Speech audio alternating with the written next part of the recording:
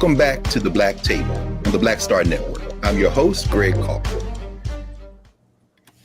In the first of his possible 2 terms as United States president, Joe Biden has nominated to the federal bench more nominees than any president in recent memory. In fact, it's going back quite some time between Ronald Reagan and having confirmed John F. Kennedy. As of mid-February, his 82 nominees, 46 have been confirmed, and of those 46 in what is called the Article 3 courts, the federal courts, 14 have been confirmed to the circuit courts of appeals, and 32 have been confirmed to the district courts. And of those 46 combined, 11 have been Black women, a quarter Black women, prior to the Biden administration. Only 70 of the 3,843 federal judges to serve in the history of the United States of America, 2%, or a little less than 2%, have been Black women. Today, we talk about the pledge that Joe Biden is fulfilling by nominating a Black woman to the Supreme Court of the United States of America. And we're going to do that today with 2 Black women, 2 academics, 2 professors, 2 women who hold law degrees and who are not only eminently qualified to have this conversation, but will probably change the way we think about the federal judiciary in general, not just Black women or Black people.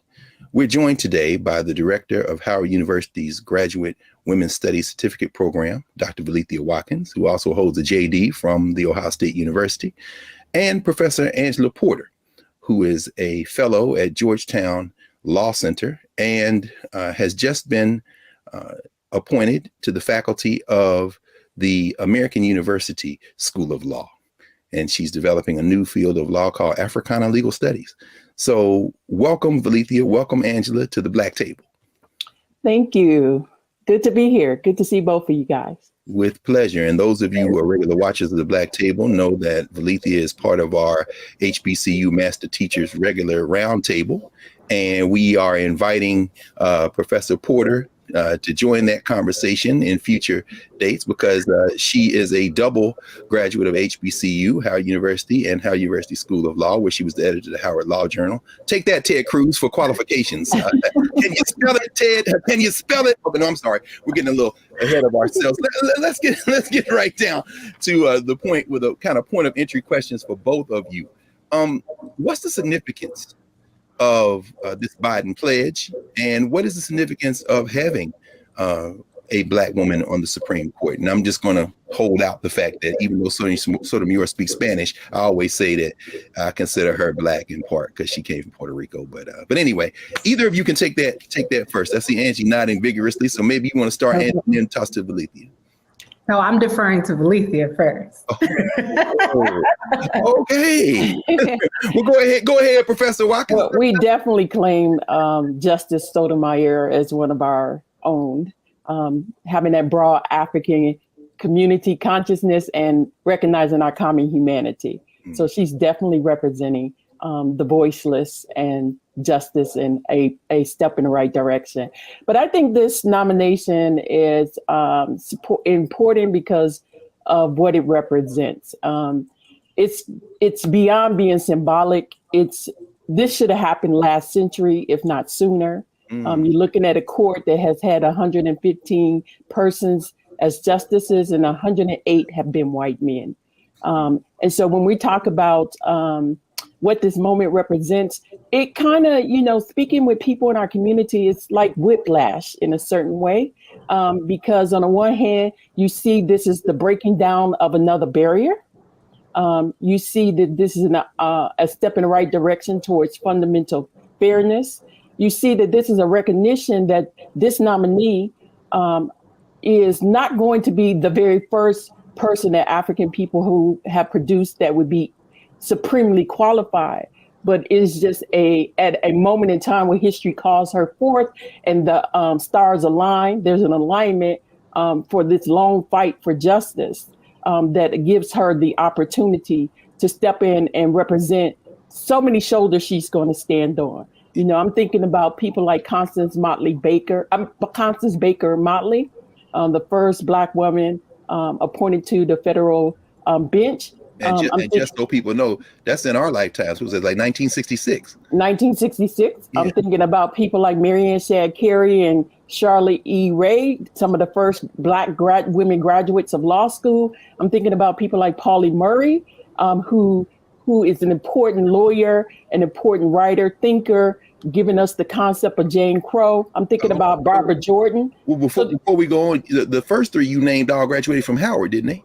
They did. Yeah, and I'm not saying that as a Howard homer. I'm saying that to illustrate the point that often when we think about qualifications, the only place Black people could go to school for the law school were those Black colleges, and the people who killed Jim Crow came out of. So the very people they praised came from the schools now that people might think are a little less than qualified. But I'm sorry, I didn't mean to interrupt. We need that clarification. But it's just to say that she's going to be standing on the shoulders of giants, and that we have produced excellence all throughout our history, but this is just the first opportunity that this person is going to have to be at the table, be in the room where it happens, to represent this long struggle. And you also mentioned Barbara Jordan. Do you mind saying a word? Because some people may not know Barbara Jordan. You're about to talk about her a little bit. Yeah, Barbara Jordan is a major African-American lawyer, politician, educator coming out of Texas, one of the first Black women or Black person elected since Reconstruction out of Texas.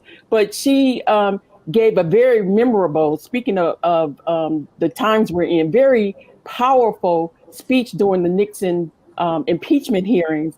And a very powerful speech, that was 1974, and a very powerful speech at the Democratic National Convention in 1976. But just a true champion for our community and standing up for what's right. So a politician in Congress, but a lawyer, just a very brilliant thinker. I should ask both of you, and then maybe Angela, if you jump in here as well. You know, do you have to be a lawyer to sit on the Supreme Court? No. What? Wait, breaking news? Wait a minute. You don't have, because everybody you named, every one of those women you named were lawyers, but there have been non-lawyers on the court? There have been non-lawyers on the court. One of the most revered chief justices in history, John Marshall, took a couple of law classes or something. I mean, of course, the Chief Justice Marshall was not a lawyer. And I think, even into the 20th century, you have, I think James Burns was one who didn't graduate from high school. I mean, There's no requirement. We're talking about real affirmative action, otherwise known as whiteness. Right. Okay, I didn't be clear. I was just trying to. Okay, go ahead. I'm sorry. What you think, Angie? I mean, given what Valethia has laid out, and everybody you named was eminently qualified, I'm wondering if any of those women could even be nominated, much less appointed to the Supreme Court in 2022. I mean, what's the significance, do you think? Well, first, let me just say I'm happy to be here among you two giants on the Black table. I'm so excited. So thank you. I just want to say that before I go further. I totally agree with Dr. Watkins, who I might, if you don't mind, call Valethia during this broadcast. Of course. Because that's my friend. We talk a lot. We talk ad nauseum about these things just on a first name basis. So I'm going to break protocol a little bit and call her Valethia. But I totally agree. I think Justice Sotomayor, for all intents and purposes, not only with what you described, Greg, but in her decision making and how she aligns on the court, she holds up under Black scrutiny for us. So Justice Sotomayor is our champion. A quick story about her. I was an undergrad at my graduation behind, if y'all know Howard's campus, behind behind the football field, going out to the yard, coming through Blackburn, and she was there. And I'm just a, college graduate, and I said, very unprofessionally, "Hey, Sonia." And she swirled around and said, "Hey," without South Bronx. No question. Yeah, to just a stranger, to this college kid calling her by her first name. This is right after she got on the court. So That reminds me when she came to Howard Law School, remember?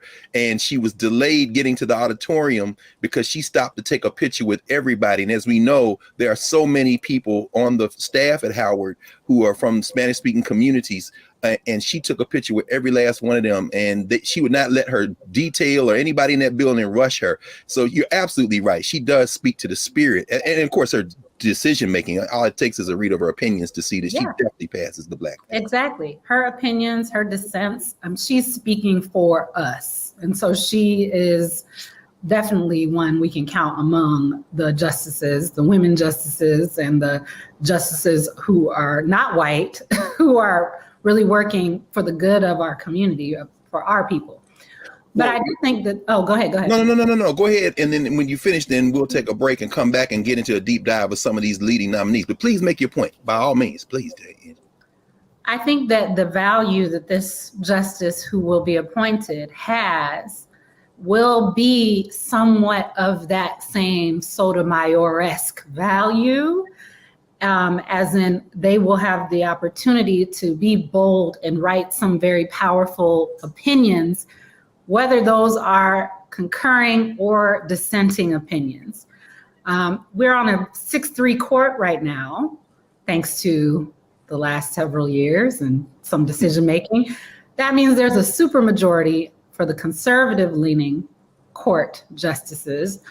So this person is not immediately going to come in as a practical matter and change the thrust of the court, but the question is, will they be bold enough to put some things on paper into the flow of time that can benefit us in the future generations? And by us, I mean our community, our people, Black people. We are at the Black table, so that's what I'm talking about. No question. That's very powerful, in fact. And you all make note of that. Just because you don't win an opinion doesn't mean that you won't have the long-term impact. That those dissents are very important. So we're going to take a break here. We're going to pause for a moment. And when we come back, we're going to do a little bit of a deeper dive into who the candidates are for this open seat on the Supreme Court with Professor Valencia Watkins and Professor Angela Porter. I'm Greg Carr. We're at the Black Table. Back in a moment.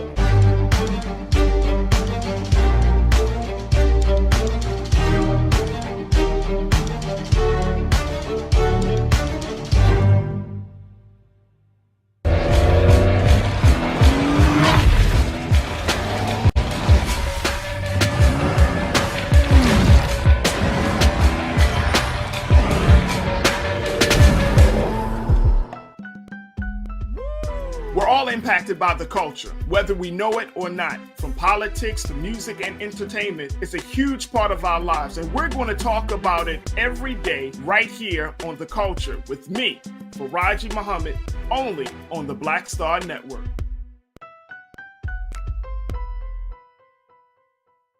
Folks, Black Star Network is here.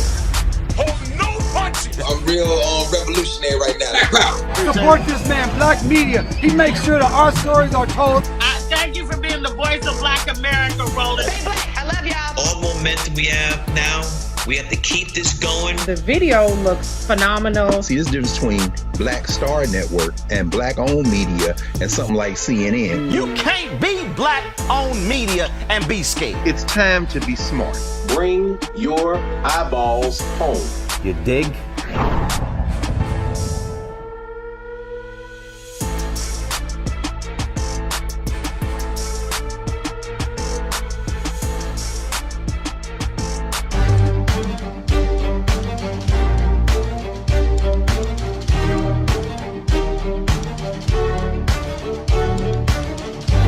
Welcome back to the Black Table. I'm Greg Carr, joined by Professor Valencia Watkins and Professor Angela Porter. We're talking Supreme Court, we're talking federal judiciary, we're talking Constitution, and we're talking Black women. And all those things have converged as Joe Biden has announced that he will indeed nominate a Black woman to sit on the Supreme Court of the United States of America. So when we paused, we were talking about the significance of this appointment. And so we're going to look a little deeper. Biden has announced that he's whittled the list down to 4 for exacting scrutiny. And those 4 include Judge Michelle Childs, who's on federal district court in Columbia, South Carolina. She'd actually been nominated to the DC Court of Appeals for the DC Circuit. And of course, they withdrew that nomination because she's being considered for the Supreme Court. On the California Supreme Court, we have Justice Leandra Kruger. She would be the youngest justice on the court if she's the nominee and appointed. The sister whose name we probably heard the most over the last couple of years is a sister who is now on the Court of Appeals, DC Circuit, and that is, of course, Ketanji Brown Jackson, who we'll talk about. And there's also been some talk around Judge Wilhelmina Mimi Wright, who was on federal district court in Minnesota, first Black woman to join the Minnesota Supreme Court. So Professors Watkins and Porter, if you all rejoin, anybody want to take a pass at any of those four names that we've heard discussed? I haven't heard Judge Wright as much, so maybe we can start with her. I don't know if either of you know her, so I guess I'll go. I do know her. Actually. You know her? Yes. Know her. Unlike Mariah Carey, I don't know her. No. I don't know her. Go ahead. Say something about Judge Mimi Wright. I shouldn't say much. No. Of course not. You gotta say less. No question. But is there any impression when you hear that name come up onto this? Well, I'll keep it to the things that folks can see and read about. But having practiced in Minnesota, having clerked in federal court in Minnesota, the bar is small. The community of Black attorneys is small. So I think most Minnesota practitioners know and really respect Judge Wilhelmina Mimi Wright.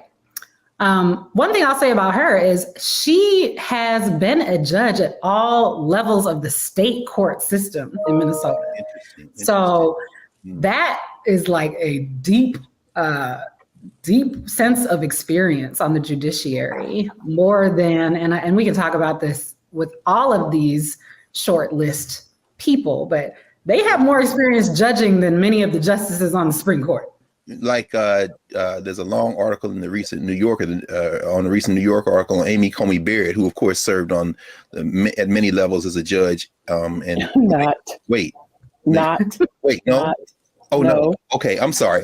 We're gonna talk qualifications later. Ted Cruz, yeah. Josh Harley. We're gonna talk young Josh Harley. We're gonna talk qualifications later. So you're saying Judge Wright has served at every level? Yes. And is that valuable? Is that something you want to look for in a Supreme Court justice? I think absolutely.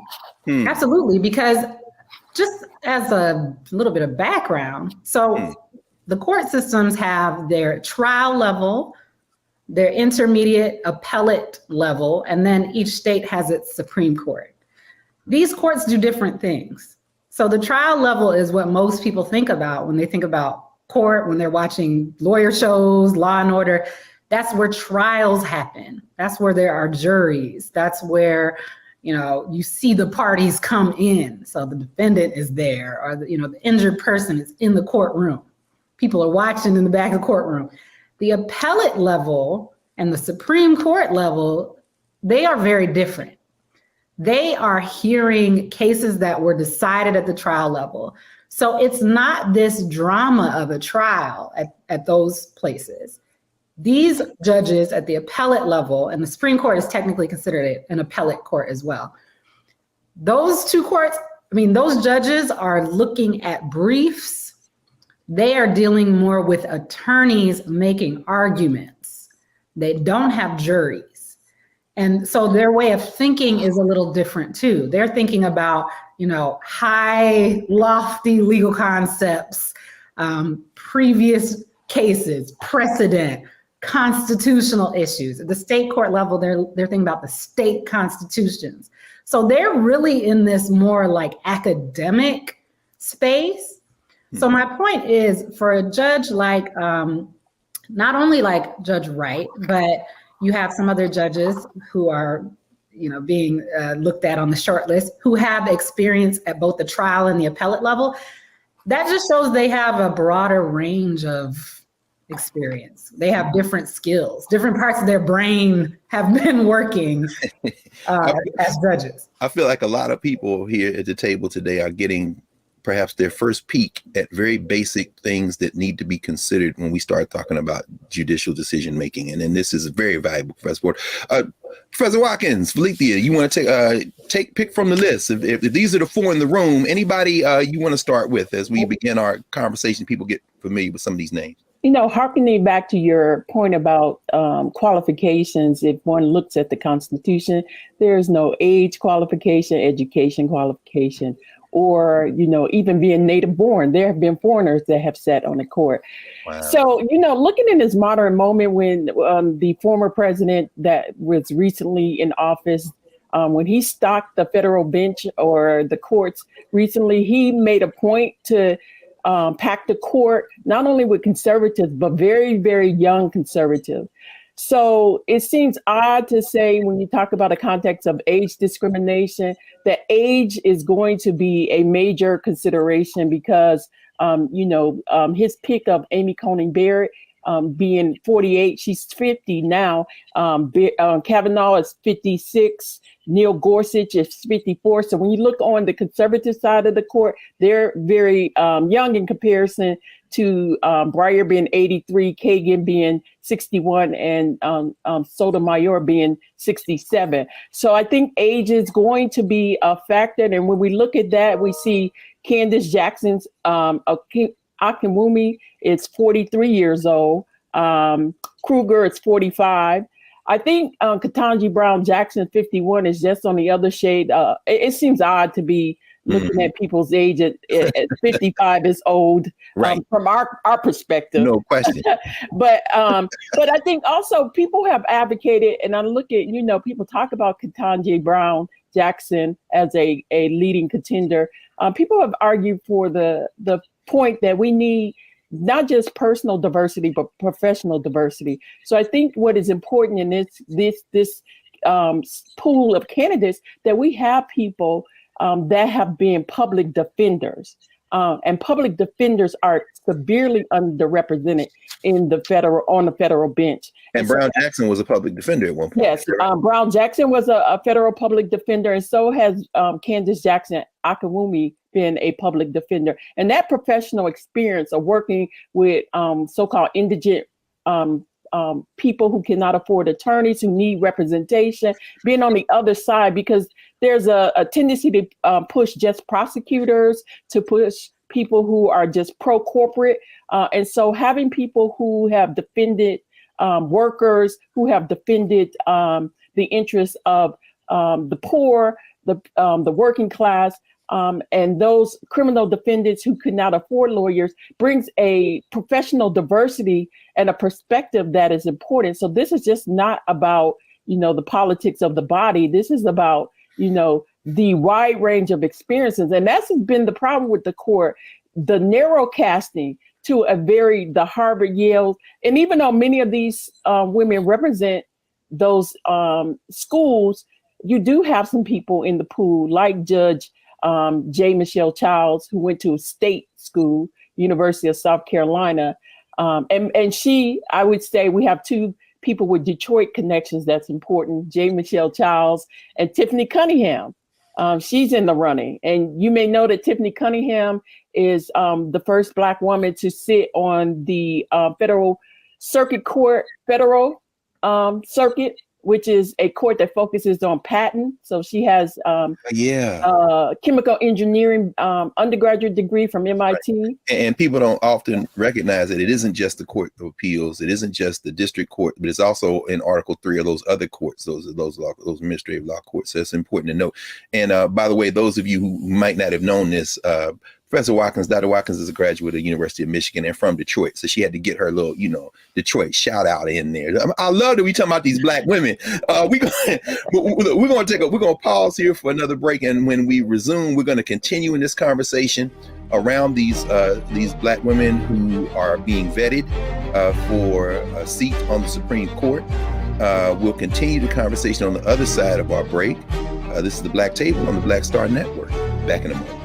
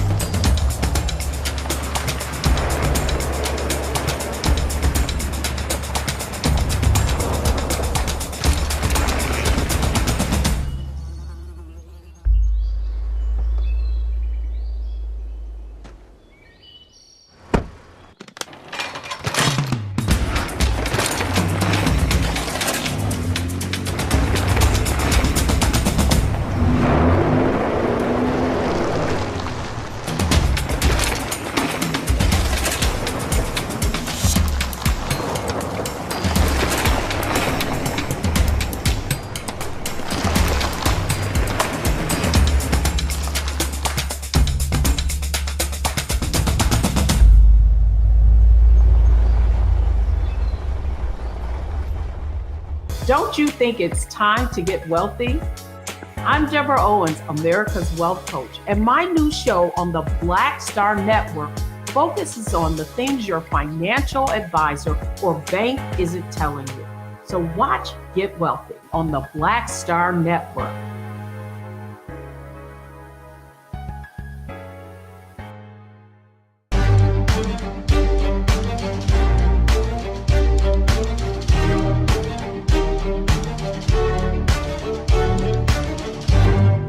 We're back at the Black Table, joined by Professors Angela Porter and Professors Valeethia Watkins. When we left, Professor Watkins, you were making several points about diversity and not just racial diversity, but experiential diversity. And Professor Porter, as you were talking about the nature of judging and how it's probably better to have somebody who is familiar with all levels.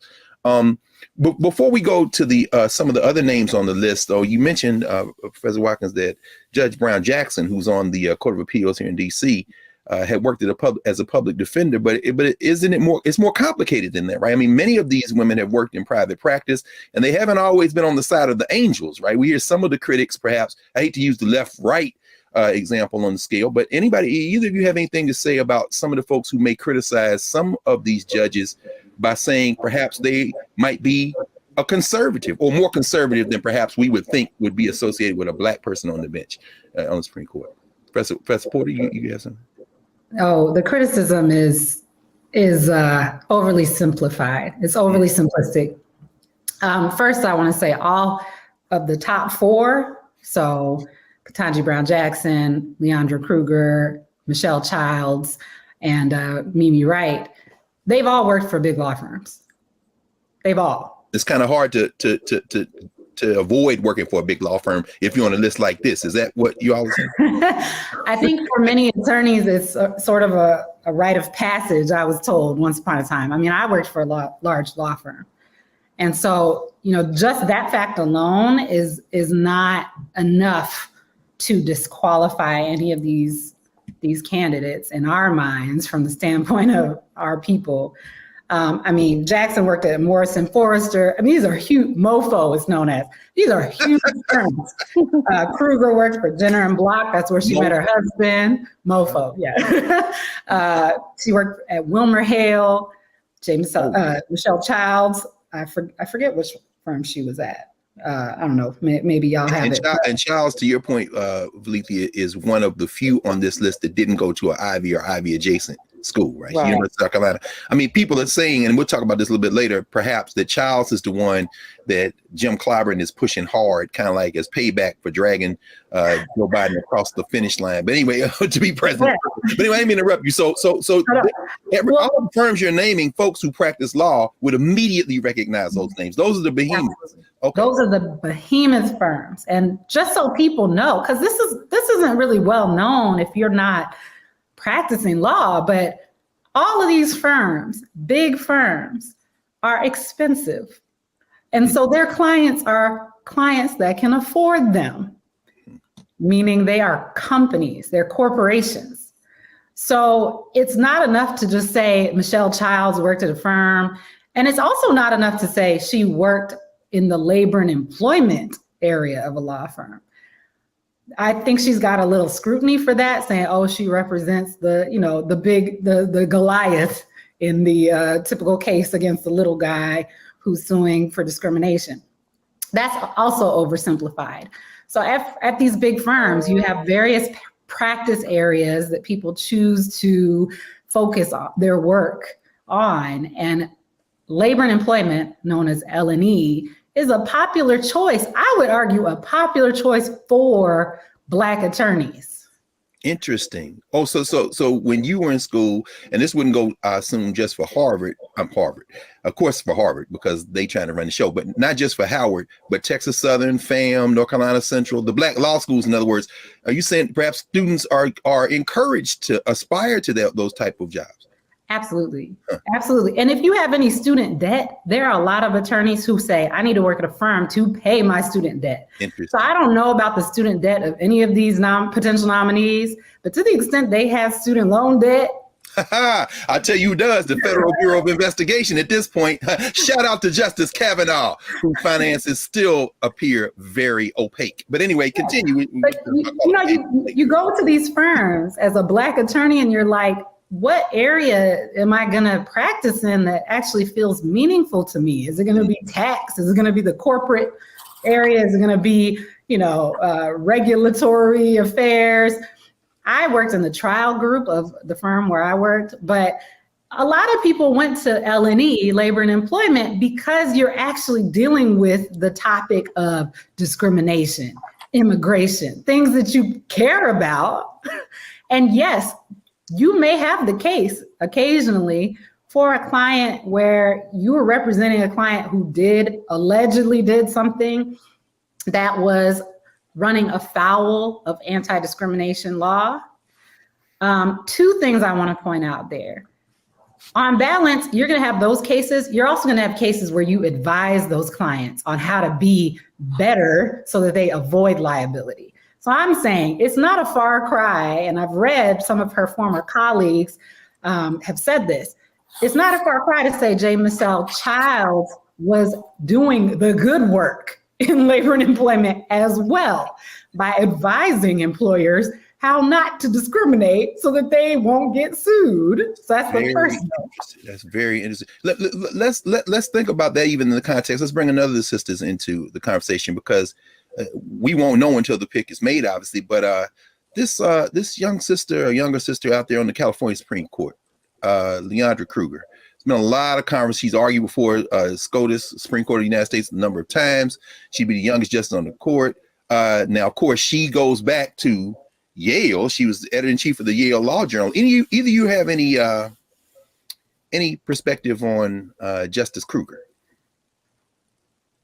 Well, going back to what you were saying, so she's argued 12 cases before the Supreme Court. And I think that's the largest number. If you go back to Countess Baker Motley, she argued 10. Now, Motley won 9 of the 10. So I'm not sure how many Kruger won, but I think, again, they're going to emphasize age. They're going to emphasize her role as having been before the Supreme Court. They're going to emphasize the fact that she clerked for Supreme Court Justice John Paul Stevens. And so all of that is going to be that role, that experience in the federal, working for the Solicitor General's office, that kind of trial experience is going to be important. And sitting on the California State Supreme Court, that also gives her that kind of foundational experience of that kind of cerebral, looking at cerebral type issues. So that's going to play in her favor. And again, I can't keep emphasizing age is more than a number in this context. Mm-hmm. Even though we know typically women live longer than men. And I'm going to ask you I'll save that for a minute. We'll talk about Clarence Thomas a little bit, because and maybe even the politics of this. But in terms of Justice Kruger as well, she did clerk for Supreme Court Justice. Is that important, Professor Porter? I know that didn't Brown Jackson clerk for Breyer, right? Mm-hmm. Yeah. I mean, we certainly see with Gorsuch and those cats. And I mean, the talk was that Gorsuch was in line in part because he could nudge Kennedy to retire and free that seat up. So I don't know. Yeah, because he was Kennedy's clerk. He clerked for Kennedy, right? So I mean, this is inside baseball for a lot of people. But is clerking for a justice of the court something that gives anybody a leg up? Absolutely, yeah. And I just want to repeat a couple of things that Valithia mentioned. Yes, she is the first. Or she, as a Black woman, she's argued more cases on the Supreme Court, Leandra Kruger, than any other Black woman in history. So, as you mentioned, Constance Baker Motley, Leandra Kruger argued 12 cases and did win most of those before the court. So I just wanted to add that. Being a Supreme Court clerk is definitely a leg up. I mean, that is a rare experience. I think all of these. I checked, I think the top 4 who we're talking about have all clerked at the federal level, which is, a prestigious thing. But also the Supreme Court clerkship experience is this rare and very highly regarded experiential thing. So as you mentioned, Ketanji Brown Jackson clerked for Breyer. Leandra Kruger clerked for Stevens. I think they both clerked for highly regarded appellate court judges. Kruger clerked for Judge Tatel at the DC Circuit. So she also has DC Circuit experience. Mimi Wright clerked for Damon Keith. I think that's the only Black judge on this list that we've noted. The legendary judge. Highly regarded. So each of these judges have, especially the more seasoned judges, have these clerk armies, they call them. This army of former clerks. And that group of people tend to be influential people in the legal world. Well, you know, they tossed Melissa Murray in the running too. We don't know. She's maybe not in the top consideration, but she clerked for Justice Sotomayor when she was on the circuit court. Oh, that's interesting. Yeah, particularly since Sotomayor said as she was appointed that she wanted to diversify the clerks. Right. But, you know, but again, I mean, this the double-edged sword, because on the one level, on the criteria they say they respect and all the other judges have had, we have these women who have that experience. But also the double-edged sword is narrow casting. It's the same, picking only people from Harvard and Yale, picking only people who have clerked. And we know the vast majority of those justices. I mean, I think what was startling when we looked at RBG's funeral service and they had the former clerks, just how few Black or minority clerks she did not have. How about that? And so if we buy into that criteria, they meet that criteria. Right. So whatever standard you set, they meet, and they meet the standard of the Constitution.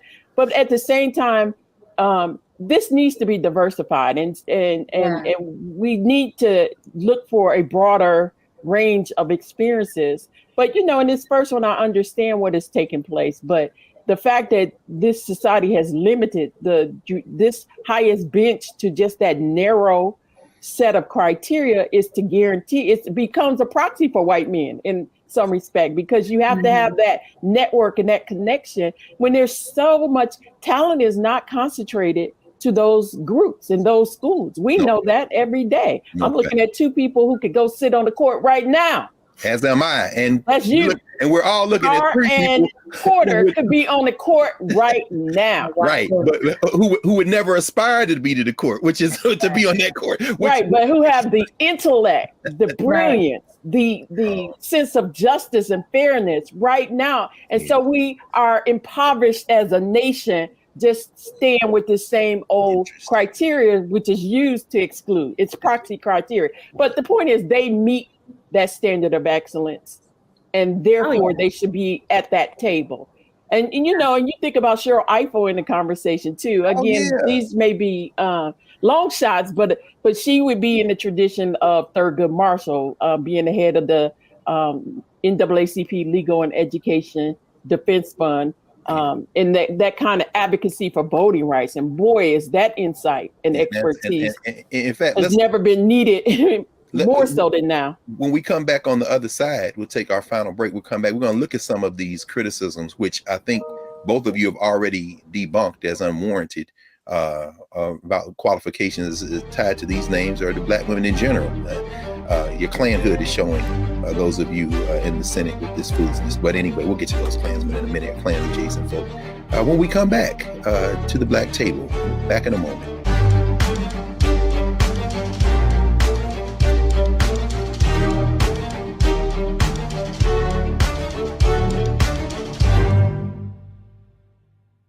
Hi, I'm Dr. Jackie Hood Martin, and I have a question for you. Ever feel as if your life is teetering and the weight and pressure of the world is consistently on your shoulders? Well, let me tell you, living a balanced life isn't easy. Join me each Tuesday on Black Star Network for A Balanced Life with Dr. Jackie. We'll laugh together, cry together, pull ourselves together, and cheer each other on. So join me for new shows each Tuesday on Black Star Network, A Balanced Life with Dr. Jackie.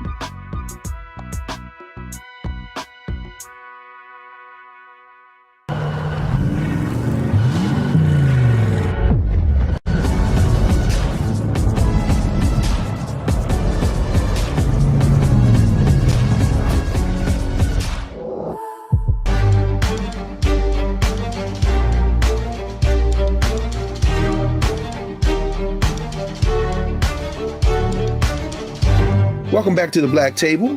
We're talking Supreme Court, Black women, constitutional law, the federal judiciary, with Professor Valethia Watkins, Director of the Graduate Women's Studies Certificate Program at Howard University, and Professor Angela Porter, Research Fellow, Georgetown University, and incoming faculty at the American University School of Law.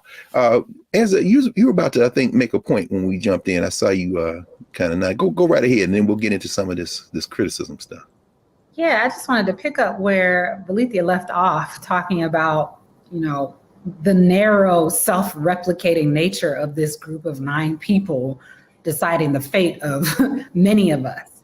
And I think this goes back to your first question, Greg, related to the impact of the court. I mean, the court impacts our daily lives and our quotidian sense of reality very much, more than people know. And once you start paying attention is when you know. I mean, you can't see it if you don't know. So I would recommend people really start looking at the decision making that's going on in the Supreme Court, because it has real life, everyday effects. So it's really important to me, as someone very familiar with legal culture, to read between the lines and really go to the next level of examining who can help us from that post. Valethia really hit on something with the educational background, with the, this clerkship profile. I mean, aspiring justices, they are well-behaved individuals. And that's not original. I'm getting that from Bruce Wright's book, Black Robes, White Justice. Bruce Wright, Judge Bruce Wright, who could have sat on the bench. Well, they are well-behaved, unless, of course, you're Brett Kavanaugh and have a very powerful frame. Well, yes. He's talking about Black judges. He's saying, you are in the judiciary, you are well-behaved. These are people from well-behaved society. These are not radical. It's so funny you mentioned that, because I was actually working for Cheryl Eiffel and the lawyers at the NAACP Legal Defense Fund when I read Black Robes, White Justice that summer. I was in New York, 1989. And of course, Valethia, you'll remember this. We were both in law school at the time watching Clarence Thomas's confirmation hearing. So when you talk about well-behaved Black justices, shout out to Anita Hill and all those Black women who testified to say that he wasn't that well-behaved. Perhaps we can even look at this appointment, since Joe Biden was the chair of judiciary at that time, and we have him to thank in part for Clarence Thomas, as a course correction on his part. I mean, this question of well-behaved justice. Go ahead. Yeah. Well, my point being that we have to look beyond sort of the cookie cutter measures that people have set themselves up for. And that's why I want to give an extra shout out to Michelle Childs. I think it's a red herring to take her off the table because of, Clyburn, or because of her firm experience. I really think that is an intentional distraction. And I think that she shows some promise, not only because she had, and when I talk about promise, I'm talking about promise for us, okay? I've shifted orientation. I'm not talking about who's gonna be the best justice, according to what the law says. I'm talking about for us. She shows a lot of promise to help our people because, one, her experience, her personal experience. I mean, this is something that was big with Sotomayor. Childs is coming from Detroit. Her father was a police officer who died, when she was a teenager. She moves to South Carolina, attends those state schools, I think University of South Florida for undergrad, University of South Carolina for law school, got 2 master's degrees, but went to Duke at some point, but she's in these schools, presumably interacting with people of various walks of life. I don't want to take away from the Ivy League school experience of the other potential nominees, but I'm hitting on something that Valethia mentioned, which is that type of diversity. We got 9 people sitting on this court. So can one of them have this other experience with people? And another thing I'll say is Judge Childs been judging for 12 plus years. I think she worked I think that 12 is her federal court judging experience. So I saw one of her opinions was about voting rights in 2020 in South Carolina. And she was on the right side of that. You think? do you think people will hold that against? I mean, I'm just thinking now about the people who are already starting to emerge, the usual suspects, the Cruzes and others, but are saying that it's insulting to say that you're nominating a Black woman. I mean, Ted Cruz said that. Or will they look at those opinions? Obviously, they're going to look at anything they can get. Are those going to be scrutinized? Everything is on the table. When you're judged, they look back to like age 16 of what you did, and everything is scrutinized. It's the most intense scrutiny in this process. But my point I was making with the voting rights thing is, I mean, yeah, they gonna think what they're gonna think. Okay. We should fully expect that the Republicans are going to do what they do. That's what they do. For our people, we should pay attention to those decisions she made that help us. That voting rights decision in 2020 was absolutely what you want a judge to say, which is that we shouldn't be erecting procedural barriers for absentee voting, for example. Judge Childs said that.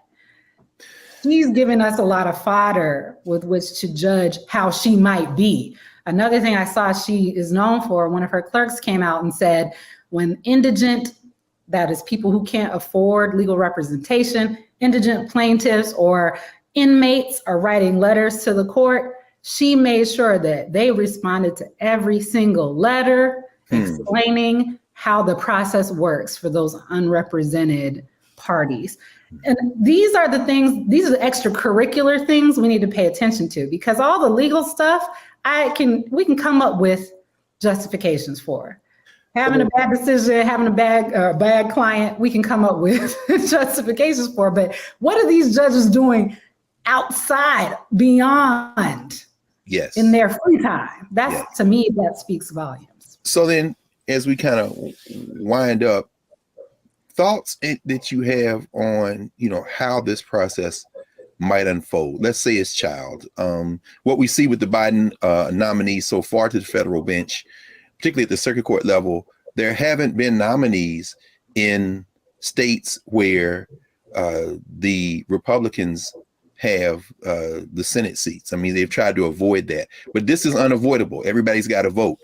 I'm wondering if either of you think that any of these nominees could pick off any white nationalist party votes, any Republican votes. If it's Child's, of course, both Lindsey Graham and Tim Scott, mission accomplished Tim Scott, have come out and kind of given her a thumbs up endorsement. Not that they vote for her, but I'm wondering if any of you all think that any of this kind of 50-50 or 50-49 with this senator, I think New Mexico just had a stroke, hope his speedy recovery. Do you think that this could be rocky, stormy, no matter who Biden nominates, given these, these folks kind of recalcitrant at this point? What do you think? Yeah, well, I think the congresswomen who just sent a letter, Cori Bush and the other 14 Black women in Congress that sent a letter to Biden, pointed out a key fact that it is very significant that there is not one Black woman in the United States Senate at this moment with a seat to vote on the first potential nominee that it's going to be a Black woman. With regards to picking off one of the white nationalists, let's understand what's going on. First, let's put it in the context of their court packing scheme. That is what this toxic attack, this smear campaign on this particular woman who has not been named, but yet they full-throated attacked in a toxic attack.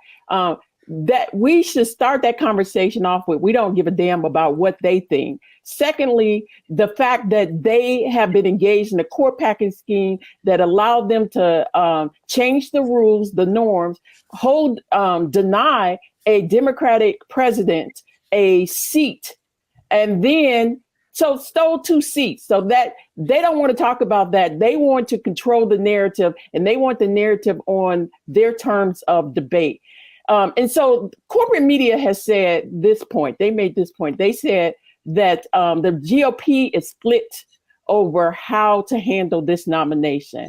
I doubt that's the case. They are speaking out of both sides of their mouth. They're taking a 2-pronged attack.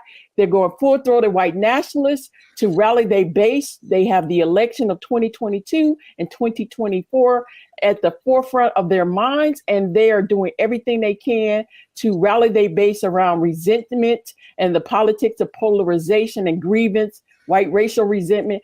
And then the other part of the strategy is to dangle this bipartisan carrot again that only Democrats are held to.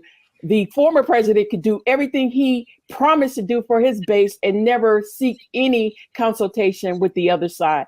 But we keep getting this dangling of bipartisanship, which is often a strategy to string out things and then it's like Charlie Brown removing the football each time. So what they're dangling is, on one level, is like, okay, how do we read Graham's promising potentially up to 10? I thought at first he was talking about just him and Tim Scott, but he's like, if you pick the person we want, so they just want a hand in selecting the person with no guarantee they're going to give those votes. So they're going to have a hand. They want a hand. They want to pick who they want to pick. And then they're going to do this like they did that bipartisan, that Build Back Better thing. You'll be by yourself. So they're playing both sides against the middle. They are dangling this potential support in order to have a seat at the table and picking who the ultimate nominee would be, which would be somebody that's more palatable to them. But on the other hand, there are a few in the running that did receive at least 3 Republican votes during their nomination process. But this is a different ball game. Different ball game. Yeah, I mean, in the minute we have left, you introduced a very shocking twist. This nomination, any nomination, could be in trouble. So, I mean, how do you all see this playing out? I mean, and again, it doesn't change the number in the court, but in the minute we have left, any thoughts on, what happens with this nomination? And then looking forward, perhaps, when maybe Justice Thomas comes off in the next couple of years, how important is this to the electoral strategy of the Democrats in 22 and 24, this nomination? Well, one quick thing I would say is look at the confirmations. I mean, the goal, the strategic chess move right now is to make sure that they get somebody confirmed before November, before this can really go askew politically. So this is a political strategy. The people who have been confirmed are Ketanji Brown Jackson. It is not Leandra Kruger. She did not have to get confirmed by the Senate to become Justice of the California Supreme Court, the most innovative state court in the country, but she didn't have to get confirmed. Childs did as a district court judge, and so did Mimi Wright. So they're looking for people who they can push through with minimal impediments. I would say the fact that the Republicans said they would throw in support for Childs shouldn't make us view her with suspicion. I just would leave by raising the specter. An example of Earl Warren, who the Republicans thought was going to be their justice. Yes. And who was not. They're not going to make that mistake again.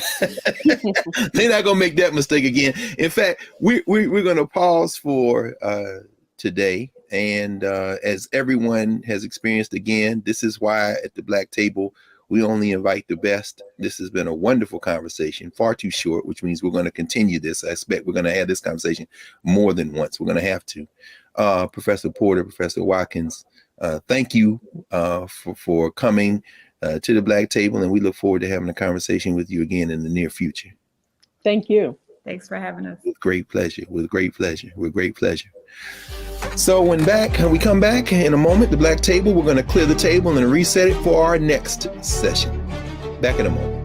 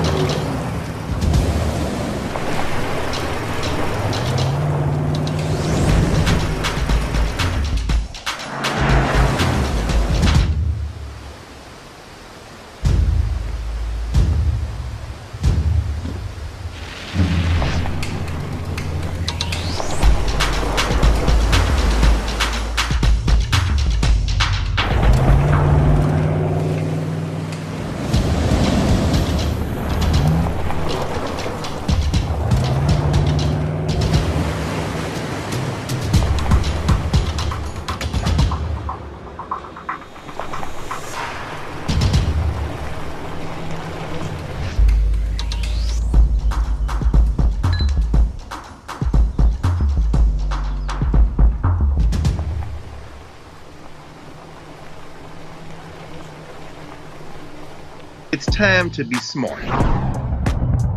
Roland Martin's doing this every day. Oh, no punches! Thank you, Roland Martin, for always giving voice to the issues. Look for Roland Martin in the whirlwind, to quote Marcus Garvey again. The video looks phenomenal, so I'm really excited to see it on my big screen. Support this man, Black Media. He makes sure that our stories are told. See, this difference between Black Star Network and Black-owned media and something like CNN. I got to defer to the brilliance of Dr. Carr and to the brilliance of the Black Star Network. I am rolling with Roland all the way. Honored to be on a show that you own. A black man owns the show. Folks, Black Star Network is here. I'm real revolutionary right now. Roland was amazing on that. Hey, Black, I love y'all. I can't commend you enough about this platform that you've created for us to be able to share who we are, what we're doing in the world, and the impact that we're having. Let's be smart. Bring your eyeballs home. You can't be black-owned media and be scared. You dig?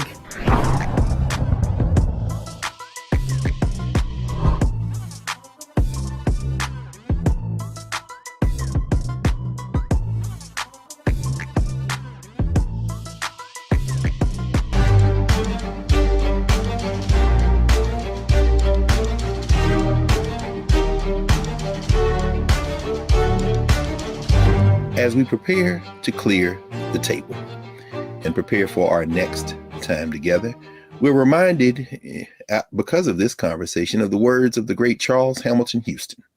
Charlie Houston, the former vice dean of Howard University School of Law, which was known as the West Point of the Civil Rights Movement. Charles Hamilton Houston, the man who acquired the moniker of the man that killed Jim Crow. Charles Houston, the trainer of Thurgood Marshall, the man who helped train Oliver Hill and Spotswood Robinson and so many others that came out of Howard Law. Pauli Murray, who came out of Howard Law.